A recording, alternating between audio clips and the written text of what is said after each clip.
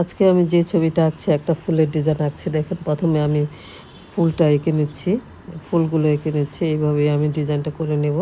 একটা কতগুলো ফুল একসাথে ঝুলে আছে, এরকম একটা ছবি আমি আঁকছি। আজকে ড্রয়িংটা করছি, এই ফুলগুলো আঁকছি। ফুল সবারই পছন্দের একটা জিনিস। ফুল ভালোবাসেন এরকম মানুষ নাই। ফুল সবাই পছন্দ করে, দেখেন। আর ফুল দিয়ে তো ঘর সাজাতে অনেক ভালো লাগে। ফুল দিয়ে এখন তো ফুল একদম মেয়েরা মাথায় পড়তেছে, করতেছে।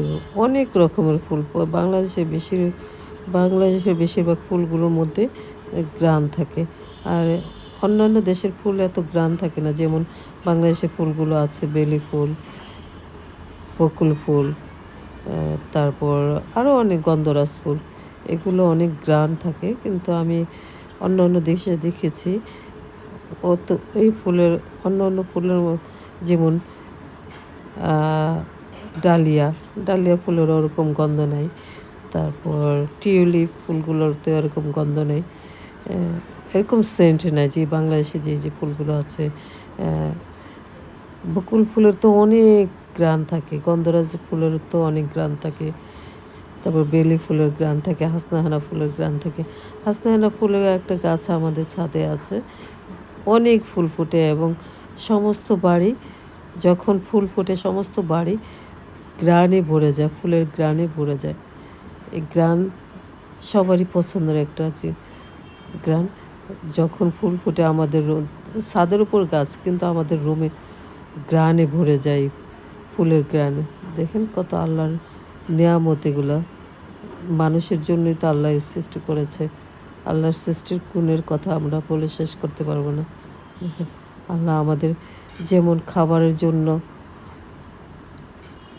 গাছ দিয়েছে, আবার নিজেকে সুস্থ রাখার জন্য, এনজয় করার জন্য ফুলের গাছ দিয়েছে, বিনোদনের জন্য ফুলের গাছও দিয়েছে। আল্লাহর ঋণ আমরা শোধ করতে পারবো না। আল্লাহ তো মহান, আমাদের যে কত কিছু দান করেছে। আমরা শুকরিয়া করা উচিত আল্লাহর কাছে যে আল্লাহ আমাদের জন্য কত কিছু দিয়ে দিচ্ছে পৃথিবীতে বাঁচার জন্য এবং নিজেকে সুস্থ রাখার জন্য কত কিছু দান করে দিয়েছে এই পৃথিবীতে, যেন আমরা ভালো থাকি।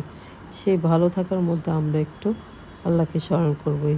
এই প্রকৃতি দেখেই তো আমরা আল্লাহকে স্মরণ করতে পারি যে আমাদের জন্য কত নিয়ামতের জিনিস দিয়ে দিচ্ছে পৃথিবীতে। এইভাবে আমি ফুলের ড্রয়িংটা করলাম এবং কালো রং দিয়ে টেনে টেনে দিলাম। প্রথমে আমি পেন্সিল দিয়ে করেছিলাম, এখন কালো রং দিয়ে করে দিচ্ছি, হয়ে গেল।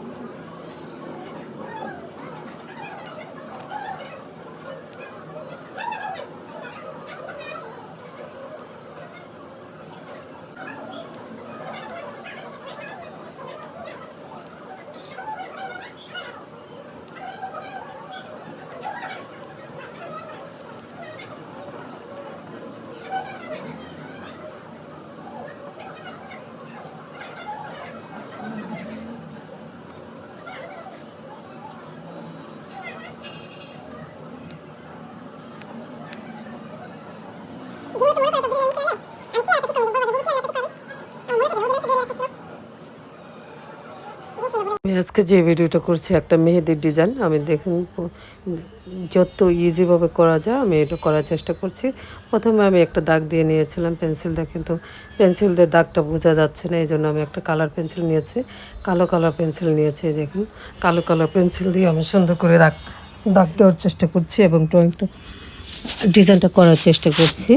আপনারা যে সামনে ঈদ, আমাদের এই ঈদের মধ্যে এইভাবে মেহেদি দিতে পারেন। এই ডিজাইনটা দেখে বা এই ভিডিওটা দেখে আপনারা এইভাবে সহজ করে ইজি করে মেহেদি দিতে পারেন হাতের মধ্যে, এবং বাচ্চাদের দিয়ে দিতে পারেন হাতের মধ্যে মেহেদিটা।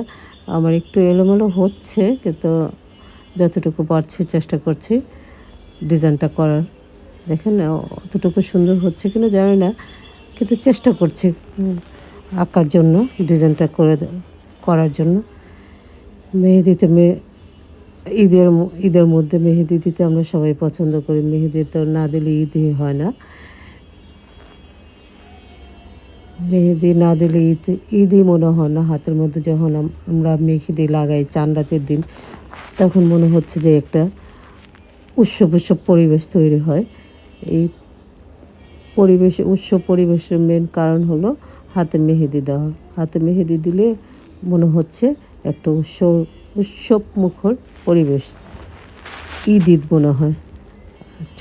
আমরা যখন ছোট ছিলাম তখন পরতাম হাত ভরে চুড়ি আর হাতে লাগাতাম মেহেদি। এখন বড় হওয়ার সাথে সাথে অনেক কিছুই আমাদের চেঞ্জ হচ্ছে, আমাদের রুচি চেঞ্জ হচ্ছে, আমাদের